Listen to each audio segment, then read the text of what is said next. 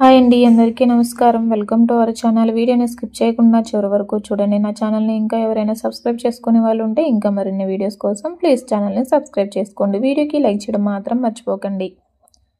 శుక్రవారం ఈ 10 నియమాలు పాటిస్తే లక్ష్మీదేవి అనుగ్రహం సిద్ధిస్తుంది. శుక్రవారం లక్ష్మీదేవి దేవతను పూజించేందుకు ప్రత్యేకమైన రోజు. ఈ రోజు కొన్ని నియమాలు పాటించడం ద్వారా లక్ష్మీ అనుగ్రహం పొందవచ్చు. ఆ నియమాలేంటో మనం ఈ వీడియోలో తెలుసుకుందాం. శుక్రవారం అనగానే మనకు లక్ష్మీ దేవత గుర్తొస్తుంది. హిందూ సంప్రదాయం ప్రకారం శుక్రవారం లక్ష్మీదేవిని ఆరాధించాల్సిన రోజు.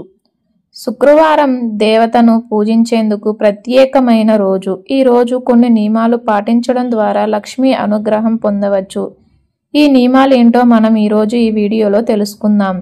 శుక్రవారం అనగానే మనకు లక్ష్మీదేవత గుర్తొస్తుంది. హిందూ సంప్రదాయం ప్రకారం శుక్రవారం లక్ష్మీదేవిని ఆరాధించాల్సిన రోజు. శుక్రవారం లక్ష్మీ పూజ చేస్తే సకల సంపదలు అష్టైశ్వర్యాలు సిద్ధిస్తాయి. ఇల్లు సంపదలతో తొలతూగుతూ అంటే కొన్ని నియమాలు పాటించాల్సి ఉంటుంది. అవేంటో ఇప్పుడు మనం తెలుసుకుందాం. శుక్రవారం పాటించాల్సిన నియమాలు. 1. ఇంట్లో ఎప్పుడు పసుపు ఉప్పు అయిపోవడం అనే ప్రసక్తి ఉండకూడదు. అయిపోయేంత వరకు వాటిని వినియోగిస్తూ ఉండవద్దు. పసుపు ఉప్పు ఇక అయిపోతుందంటే కొత్త సరుకు తీసుకొచ్చి వాటికి జోడించాలి.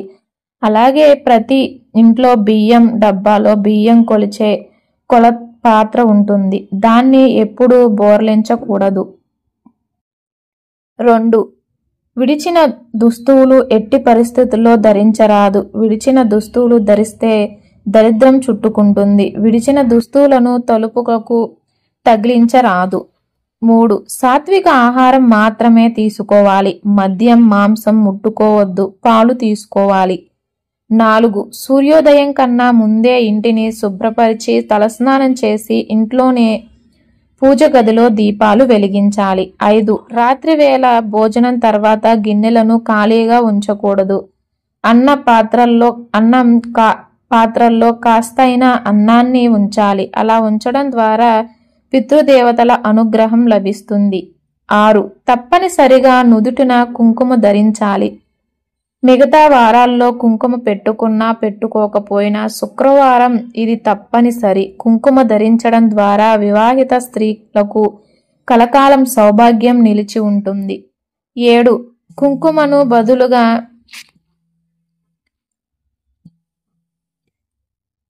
టిక్కీలు పెట్టుకోవద్దు. కుంకుమ మాత్రమే ధరించాలి. కుంకుమ బదులు టిక్కీలు పెట్టుకోవద్దు. కుంకుమ మాత్రమే ధరించాలి. తద్వారా రజోగుణమైన శుక్రుడు అనుగ్రహం లభిస్తుంది. 8. శుక్రుడికి తెల్లని వస్త్రాలు ప్రీతిపాత్రమైనవి. అలాగే లక్ష్మీదేవికి కూడా తెల్లని వస్త్రాలు ప్రీతిపాత్రమైనవి. కాబట్టి తెల్లని దుస్తువులు ధరిస్తే లక్ష్మీదేవి అనుగ్రహం పొందుతారు.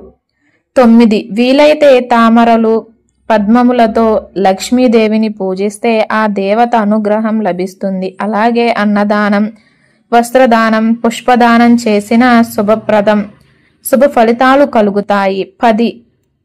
వర్జ్యం ఉన్న సమయంలో మౌనవ్రతం పాటించడం మంచిది. ఆ సమయంలో ఎవరితోనూ ఏమీ మాట్లాడవద్దు. తద్వారా ఆ ఇంట్లో ధన సమృద్ధిగా కలిగే అవకాశం ఉంటుంది. ఈ వీడియో కనుక మీకు నచ్చినట్లయితే లైక్ చేసి షేర్ చేయండి. నా ఛానల్ని ఇంకా ఎవరైనా సబ్స్క్రైబ్ చేసుకొని వాళ్ళు ఉంటే ఇంకా మరిన్ని వీడియోస్ కోసం ప్లీజ్ ఛానల్ని సబ్స్క్రైబ్ చేసుకోండి. వీడియోకి లైక్ చేయడం మాత్రం మర్చిపోకండి.